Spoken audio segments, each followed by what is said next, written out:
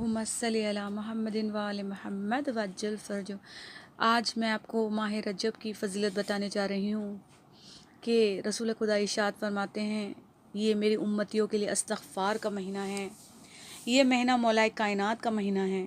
कोई अगर रजब की पहली तारीख, 15 तारीख और आखिरी तारीख को गुस्ल ले और उसकी नीयत ये रहे कि मैं गुस्ल ले रहा हूँ अपने सारे गुनाहों की माफ़ी के लिए, तो परवरदिगार उसे ऐसे माफ़ कर देता है गुनाहों से, और ऐसे वो हो जाता है जैसे वो अपनी माँ के शिकम से पाको पाकीज़ा निकला हो। कहते हैं कि अगर कोई चाहता है कि उसका चेहरा नूरानी खूबसूरत रहे, तो वो पहली रजब को अपने चेहरे में रोज़ वाटर लगाए। कौन नहीं चाहता कि बिना फेशियल हमारा चेहरा चमके, हम खूबसूरत दिखें। तो कोई अगर ये चाहे कि उसका चेहरा नूरानी और ख़ूबसूरत हो जाए, तो उसे कल के दिन अपने चेहरे में रोज़ वाटर लगाना चाहिए। ये महीना रसूल खुदा कहते हैं उम्मतियों के लिए इस्तग़फ़ार का महीना है, तो इस महीने जितना हो सके इस्तग़फ़ार करें। परवरदिगार से तौफ़ीक मांगे कि ऐसी तौबा दे कि उसके बाद वो गुनाह ना हो। ज़्यादा से ज़्यादा अस्तग़फ़िरुल्लाह रब्बी व अतूबु इलैह निकालिए, इस नीयत के साथ कि परवरदिगार पुराने सारे गुनाह को माफ़ कर दे और तौफ़ीक अता कर के हम अब आगे गुनाह ना करें। कहते हैं कि इस महीने रहमतें नाजिल होती हैं, और अगर आप चाहते हैं कि आपके मरने के बाद आप पर रहमतें नाजिल हों, तो जुमा के दिन सूरह इखलास की एक तस्बीह निकालिए। तो कहते हैं परवरदिगार जन्नत में आपको एक नूर अता करेगा। तो जो भी चाहता है कि उसके पास जन्नत में नूर अता हो जाए, तो उसे चाहिए कि सूरह इखलास की एक तस्बीह यानी 100 मरतबा रजब के महीने में निकाले। अगर कोई ये चाहता है कि उसके अकाउंट में 1000 नेकियां लिखी जाए और उसके जन्नत में उसके नाम के 100 शहर बनाए जाएं, यहाँ तो एक घर नहीं बनता, और परवरदिगार वादा कर रहा है तुम्हारे नाम के 100 शहर बनाए जाएंगे। तो उसे चाहिए रजब के महीने में ला इलाहा इल्लल्लाह की तिलावत करे 1000 मरतबा। और अगर कोई चाहता है कि उसे 900 साल की इबादत का सवाब मिले, तो उसे चाहिए जुमेरात, जुम्मा और शनीचर 3 दिन रोज़े रखे, तो उसे परवरदिगार 900 साल की इबादत का सवाब देगा। कोई ये चाहता है कि बहिश्त में एक नहर बहती है, उसका नाम है रजब। कहते हैं उसका जो पानी है वो दूध से ज़्यादा सफ़ेद है और शहद से ज़्यादा शीरी है। अगर कोई चाहता है इस पानी से सैराब हो जाए, तो उसे चाहिए कि वो माह रजब का एक रोज़ा रख ले। कहते हैं जो एक रोज़ा रखता है वो जहन्नम से 1 साल दूर हो जाता है।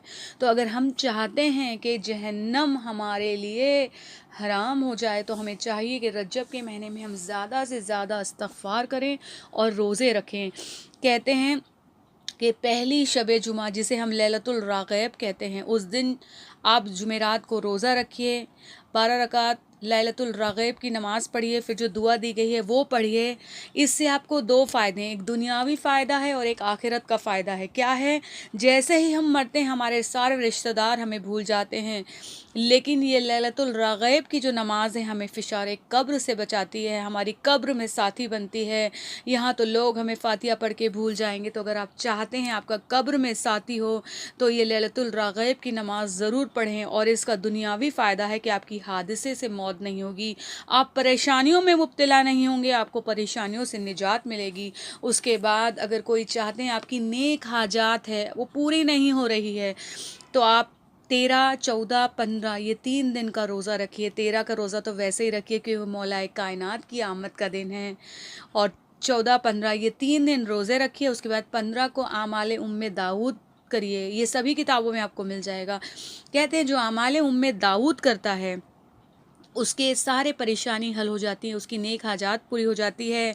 लेकिन इस अमाल को नेक हाजतों के लिए कीजिए, क्योंकि इसमें परवरदिगार के बहुत सारे इसमें आज़म हैं।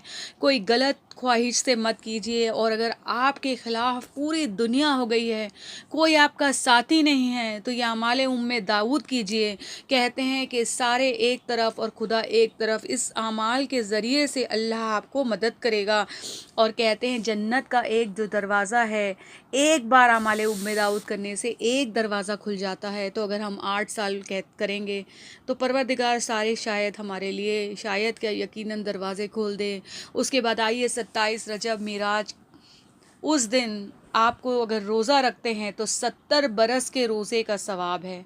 इस दिन ज़्यादा से ज़्यादा सलवात पढ़िए कि सलवात पढ़ने के बहुत फ़ायदे हैं। एक बार सलवात पढ़ते हैं 400 साल तक फ़रिश्ता अगर सवाब लिखता है तो भी पूरा नहीं लिख पाता। तो अगर हम इस दिन, क्योंकि परवरदिगार ने अपने हबीब को आसमान पर बुला लिया, तो अगर इस दिन हम सलवात पढ़ेंगे तो सोचिए कितना फ़ायदा है। तो ये दुनिया में भी हमें फ़ायदा पहुंचाएगी, आखिरत में भी पहुंचाएगी।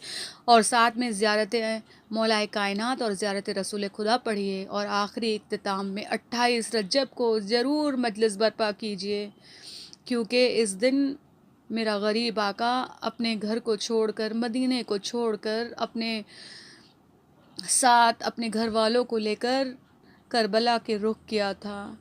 मुझे उम्मीद है कि इस क्लिप से आप लोगों को फ़ायदा पहुंचेगा।